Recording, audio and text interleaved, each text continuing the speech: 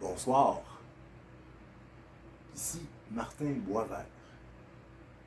Nous sommes dimanche. Le dataïste Lama n'est pas dans mon corps ce soir. Il est allé, son âme est allée au pôle Nord pour se garder au froid. Et alors c'est moi ici qui va assurer l'émission d'aujourd'hui. Je suis en compagnie du minimaliste Lama.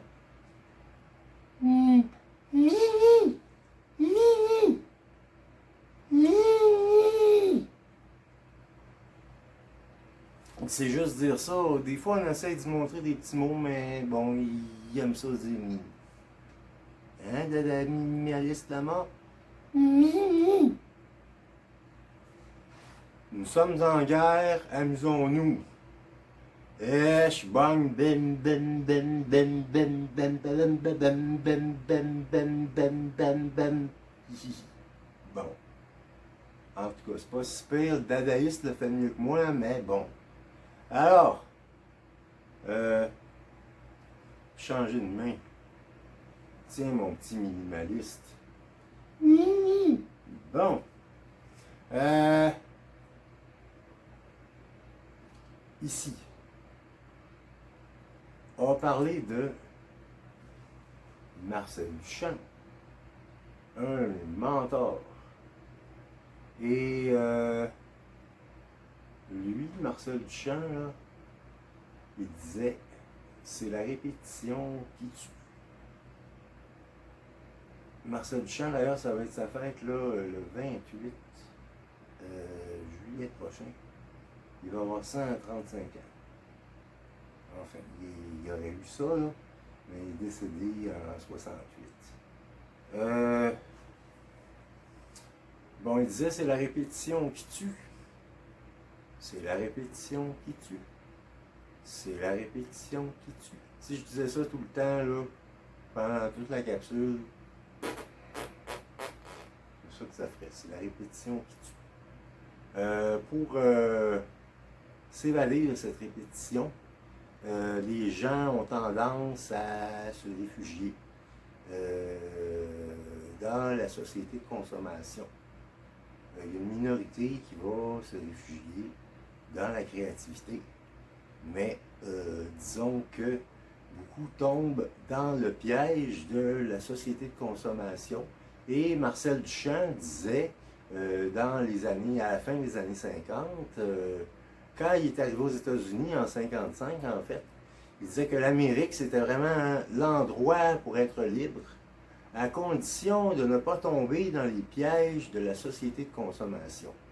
Et ces pièges, disons que un de ces gros pièges, c'est l'automobile. Et Marcel Duchamp nous mettait en garde contre justement le piège de l'automobile. Et je crois qu'il est un visionnaire parce qu'aujourd'hui, disons que l'automobile est, comme disait quelqu'un que j'ai pas connu, mais c'était le père d'une de mes amies, ou une de mes amies, je me souviens plus, en tout cas, il disait l'automobile, c'est le cancer du portefeuille. C'est aussi un problème qui cause l'endettement.